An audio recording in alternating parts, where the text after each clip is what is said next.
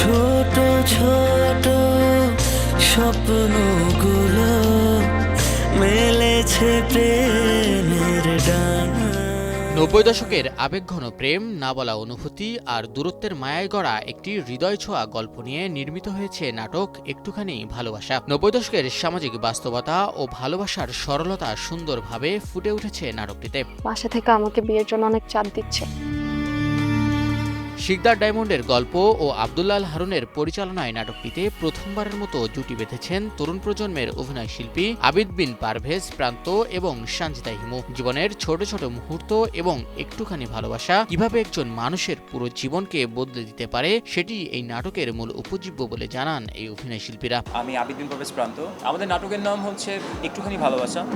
এটা ডিরেকশন দিয়েছেন আব্দুল্লাহ আল হারুন ভাই, আর আমাদের ফার্স্ট পেয়ার। সো আমাদের এক্সপিরিয়েন্স খুবই ভালো অ্যান্ড একটু ভালো সাড়া পাচ্ছি আমরা ইন্ডাস্ট্রি থেকে স্পেশালি। সো ইন্ডাস্ট্রির ক্রিটিক্স যারা, তারা খুব ভালো পজিটিভ রিভিউ দিচ্ছে আমাদেরকে।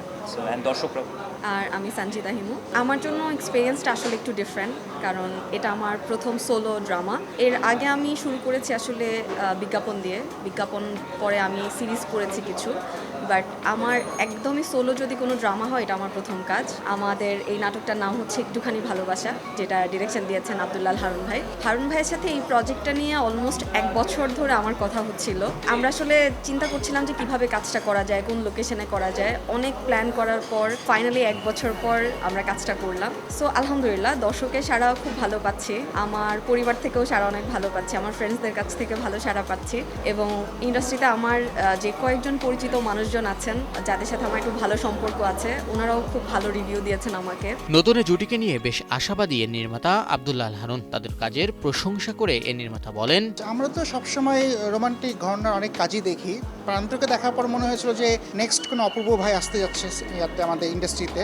আর হিমুর ক্ষেত্রে বলতে যাব যে নতুন একটা জুটি, ফ্রেশ একটা জুটি উপহার দেওয়ার একটাই রিজন যে আমাদের ইন্ডাস্ট্রিতে বর্তমানে অনেক আর্টিস্ট সংকট চলতেছে। তো মনে হলো যে ট্রাই নতুনদেরকে নিয়ে একটা যদি ট্রাই করা যায়, দর্শক ভিন্নতা পাবে। এবং এই গল্পটা যেহেতু একদমই আমাদের চিরাচরিত একটা রোমান্টিক ঘটনার গল্প, সো মানুষ নতুনত্বকে দেখতে তো পছন্দ করে। সো ওই জায়গা থেকেই এই ট্রাইটা করা। আলহামদুলিল্লাহ দর্শকের অনেক ভালো রেসপন্স পাচ্ছি, এবং সবচেয়ে ইন্টারেস্টিং পার্ট হচ্ছে যে আমি আসলে চিন্তাই করি নাই প্রান্ত এবং হিমুকে এতটাই প্রাণবন্ত রাখবে আমাদের স্ক্রিনে, এবং ওদেরকে সিলভার স্ক্রিনে দেখার পর মনে হয়েছে যে না, সিদ্ধান্তটা আসলে ভুল ছিল না। সম্পূর্ণ ক্রেডিটটা গোস টু হিমু এবং প্রান্ত। আর আমাদের প্রডিউসার বিগ সিটিকে আমি ধন্যবাদ দিতে চাই যে এত সুন্দর একটা কাজের সাথে আমাদেরকে ইনভলভ করার জন্য। নাটকটির পুরো গল্প জুড়ে রয়েছে অপেক্ষার দীর্ঘশ্বাস, অপ্রকাশিত ভালোবাসার গভীরতা এবং একসময় সহজ সরল সম্পর্কের মাধুর্য। সব মিলিয়ে একটুখানি ভালোবাসা শুধু একটি প্রেমের গল্প নয়, এটি যেন স্মৃতির পাতায় ফিরে যাওয়ার এক আবেগঘন যাত্রা।